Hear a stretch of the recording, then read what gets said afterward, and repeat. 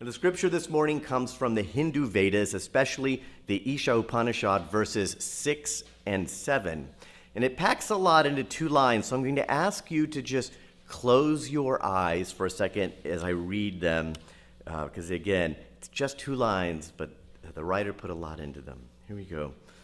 The wise man beholds all beings in the self, and the self in all beings. For that reason, he does not hate anyone.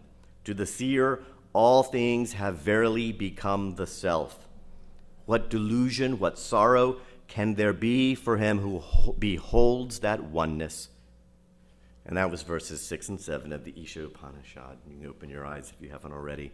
Now, after our sound baths, I invite participants to pull from a deck of oracle cards that I have.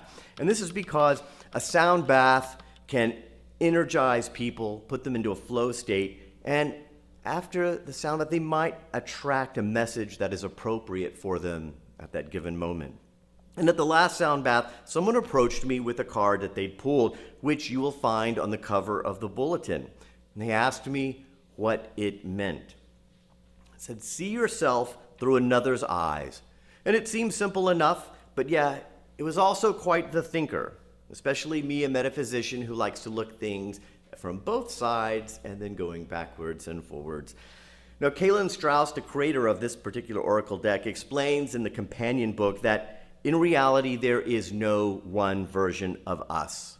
And he invites us to imagine ourselves walking past mirror after mirror. And Strauss describes the experience like this.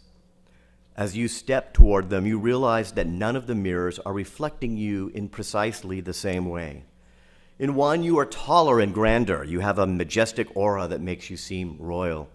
In another, you're shorter and squatter, making you look like somebody who lifts objects for a living. And a third mirror reflects you hollow-eyed and scared. And a fourth makes you appear aggressive and domineering. As you step past one, then another, you realize that there is no fixed version of you. You're a different person depending on which frame you were looking into. Some make you seem confident and suave. Others may make you seem anxious or dull. And you begin to wonder if there has ever been a concrete you, or have you always flickered between these myriad perceptions and opinions? Have you always been many things coexisting in one body? Does this really represent all the different ways the world sees you? Are any of these reflections your truth? Who am I, really? Now, a funny thing about shared metaphysical moments, because at that sound bath, I don't remember the card I had pulled for myself. But I sure did contemplate that person's card all the way home. And it dawned on me during this contemplation, it dawned on me that this is why certain people have suddenly declared that empathy is so wrong. Not because it might help us understand others, but because there's a high probability we might turn it upon ourselves. And Orwell had a lot to say about that. But I've also found this aversion to values like empathy is a litmus test for anything framed as a dogma or a spiritual path, or certainly people proclaiming to be spiritual leaders. Because true leaders and true pathways want you to turn those principles upon yourselves, because your soul knows the truth. It can hold up to the duality of perspective. It's not just how we look out upon the world, but also how the world looks back towards us. Long ago, when I was in the military, I had a commanding officer who I really did believe in. And they were young in their career, but they were passionate, they were inspired, and they really did have some innovative ideas. Now, as the full-time administrator for the unit, I was also their right hand. And that job enabled me to have the pulse of the organization, and I did my best to advise them on how to implement their ideas and policies, just as the military teaches us to do. And one day they said the most curious thing to me: you stick a mirror in front of me. Well, I didn't know exactly what that meant, because the unit was robust and successful, but I was always mindful not to take my position for granted. And so I assumed this mirror was a good thing. And it was. until one day it wasn't. Apparently, one day my commanding officer grew tired of looking in the mirror and not liking what they saw. And so they deemed it was time for me to go. And they began to subtly nudge me, encourage me to leave, but me, being me, remained blithely innocent of their agenda. And so they turned up the heat. And when that still did not get me to transfer out, they began to go after some of the soldiers under my direct supervision. And it was then that I grasped the wisdom of this contemporary adage: never forget, you could be the villain in someone else's story. And knowing this was beyond my control, I finally put in for a transfer. Now, do not feel bad for me. I got the opportunity to do things I would otherwise not have done. But alas, my departure did not solve that young officer's problems. They continue to falter in balancing their ego and the needs of the unit, and morale nosedived. And after some years, the impact was enough to draw the eye of senior officers who began to nudge my former commander, gently at first, as officers are wont to do with each other in the military. But ultimately, rather than change, my former officer put in for their own transfer. Now, none of this I was aware of until one day I was crossing the giant drill floor at the Armory, and there at the distance was the Command Sergeant Major of the entire District of Columbia National Guard walking towards me. And I had said just a few words to him. I didn't think I was on his radar. And so I thought, well, he was a very foreboding figure about this tall, and he was a member of the Old Guard, had spent time pacing back and forth in front of the tomb of the unknown soldier, and he had our respect. But he was, at this height, very intimidating to me, and I thought, I will just walk on by, say good morning, and be on my merry way. But he stopped me, and he told me that my former commander would be leaving the state and that I would be coming in as the acting commander, which was a total surprise to me. But it turned out to be a very happy homecoming, and I rolled up my sleeves and righted as many wrongs as I could and helped bring clarity and stability to the organization, all the while remaining mindful that as their new leader, I could likely be the villain in some of my soldier stories. And I was, which in turn made me aspire to a higher personal standard as their leader. Now, I've lost track of how many times I've hit you over the head with sermons and about how we're here to become pure vessels of God. We arrive on this plane mere jars of clay, solid vessels within which is hidden the divine Logos. The writer of Revelations describes that the gates of heaven are made of a gold so pure that it is transparent. And I love this metaphor. I like to transfer it. It's all my own invention, but I like to transfer this metaphor to we humble jars of clay. Because by our spiritual work, our vessel walls become clearer and clearer, less muddy and less muddy, clearer and clearer until the God within radiates, unobscured in every direction. But back in my 30s, I was marketing director at the Levine School of Music here in Washington, D.C., and there was a concept called 360-degree marketing. And by 360 degrees, we mean that no matter what direction you approach a business from, in our case, the Levine School of Music, whether it was from an ad we placed, from our website, the swag, the building, the emails, the customers, one should have the same experience. They should walk away with the same impression. Now that is a tall order, but one that marketers strive for, and as should we metaphysicians. Now, Charlotte Bronte and C.S. Lewis were on the nose, which is why I included them in the invitatory. She said, the soul, fortunately, has an interpreter, often an unconscious but still a faithful interpreter in the eye. And he said, my own eyes are not enough for me. I will see through the eyes of others. Now, a throwback to last week's sermon, as the Gautama Buddha learned with the Samanas, we cannot achieve this this 360-degree perception. We cannot achieve this purity of vessel through sensory deprivation. The Samanas took this to such an extreme that they were actually insulated. And they were so focused on the inner perspective that they deprived themselves of the knowledge to be gained by looking into the many mirrors of the world around them. In our sermons, we pastors talk so much about working from the inside outward, finding the error thought, those compensating behaviors which block our inner light from radiating, again, 360 degrees. But empathy is the tool which allows us to do the complementary work from the inside out. And that is, again, working from the outside in. Another throwback to last week's sermon, while in retreat and solitude, both Jesus and Buddha were tempted.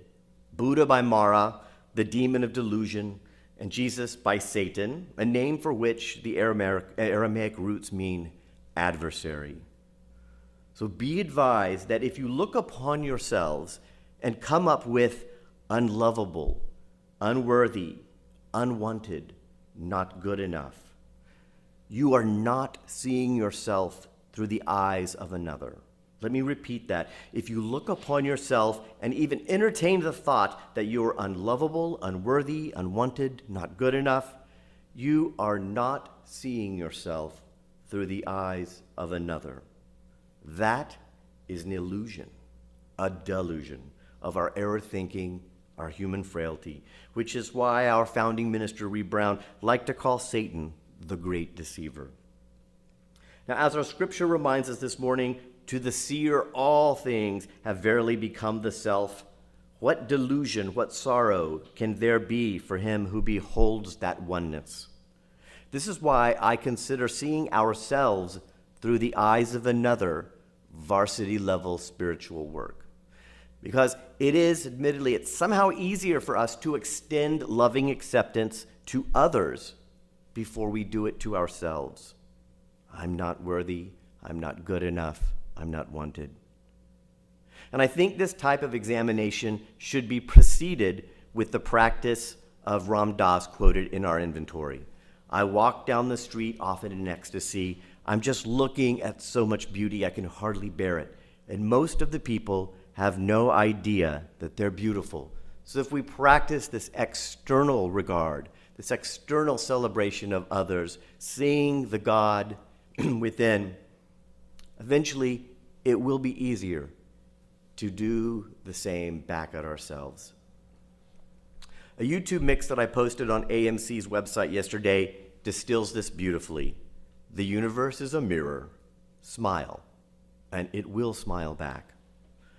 Blessings to you all. You are seen and you are loved.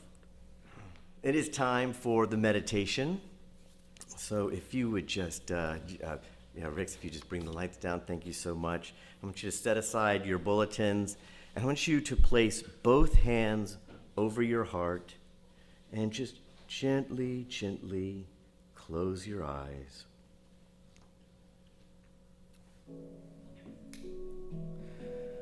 And breathe. We're going to start our meditation with a loving intention. And you at home, please, I hope you join me unless you are driving in your car.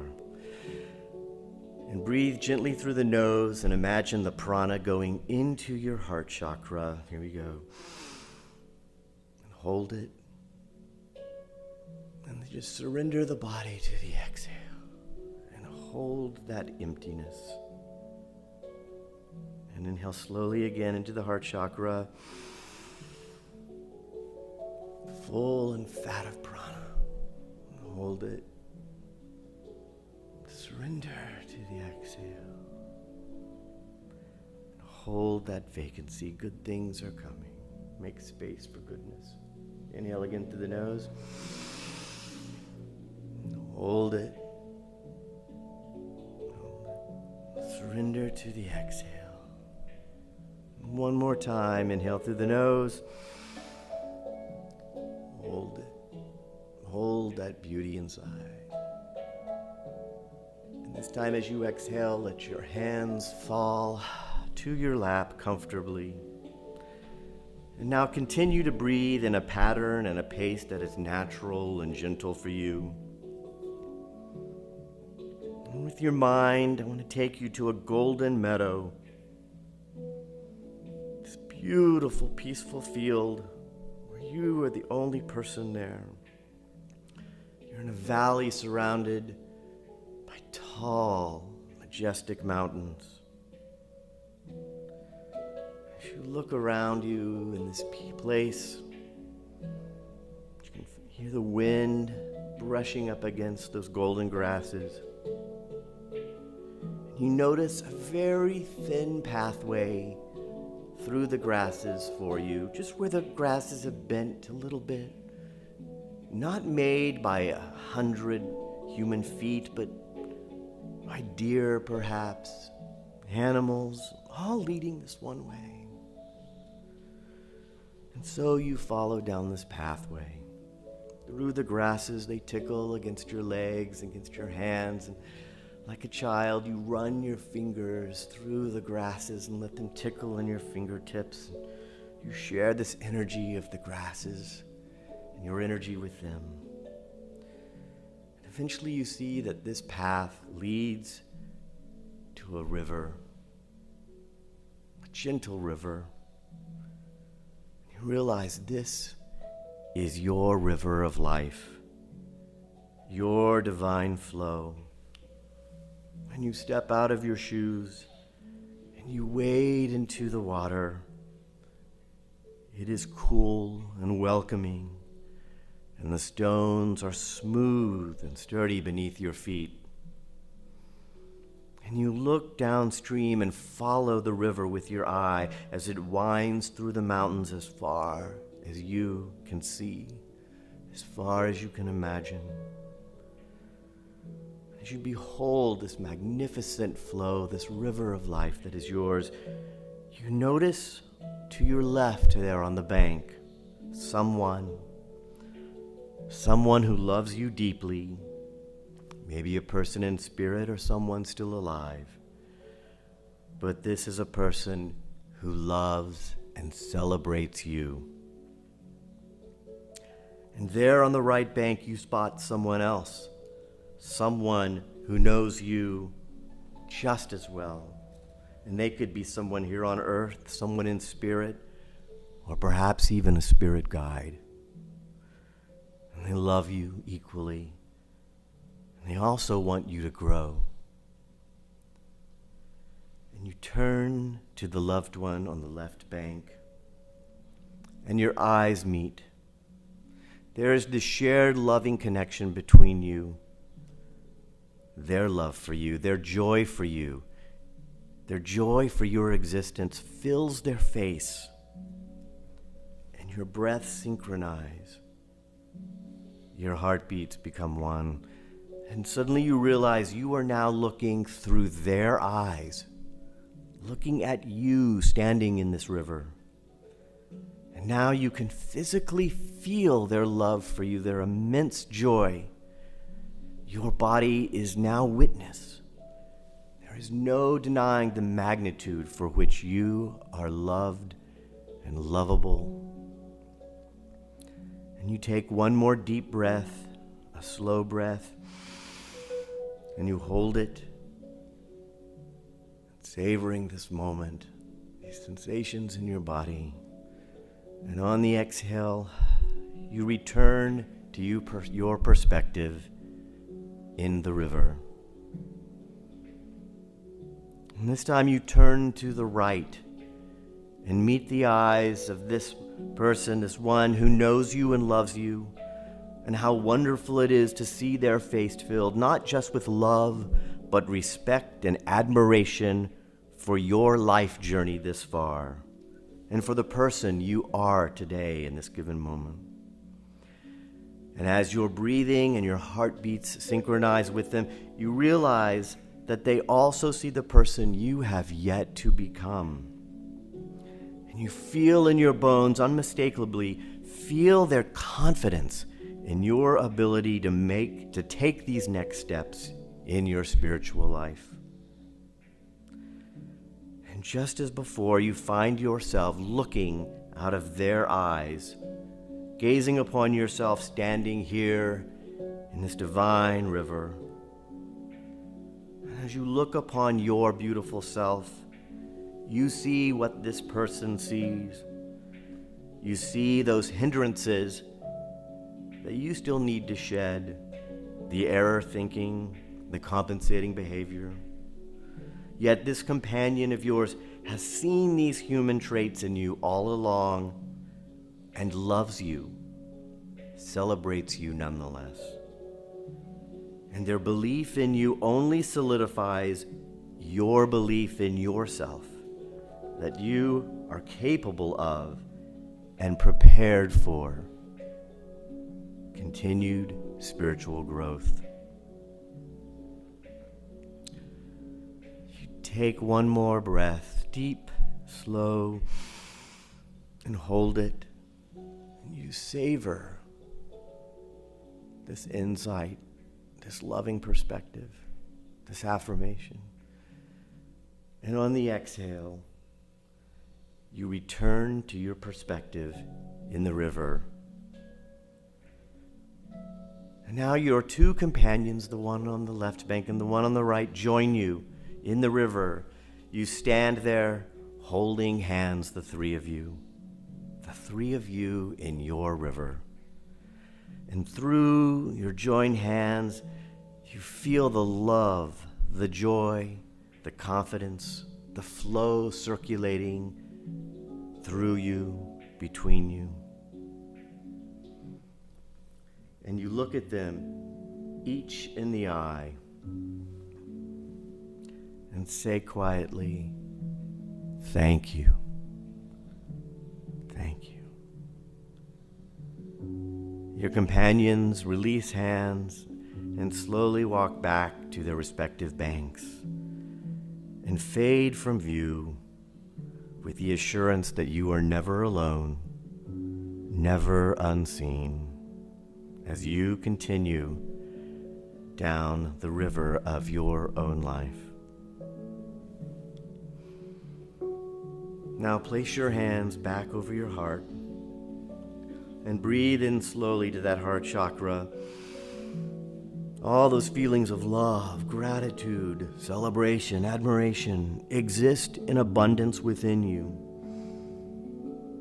Continue breathing in and imagine the energy of these emotions collecting in your hands, growing, becoming more vibrant, more powerful.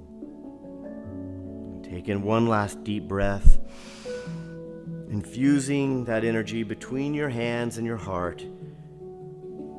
Pull your hands away, palms up, and release this energy, this blessing to the universe so that it may go wherever it is needed, knowing that it never belonged to you exclusively, and the trust that it will renew itself abundantly as long as you recognize it to be so. And with one last gentle breath, let your hands return to your lap and gently open your eyes. Welcome home, my friends. You are never alone. You are never unseen.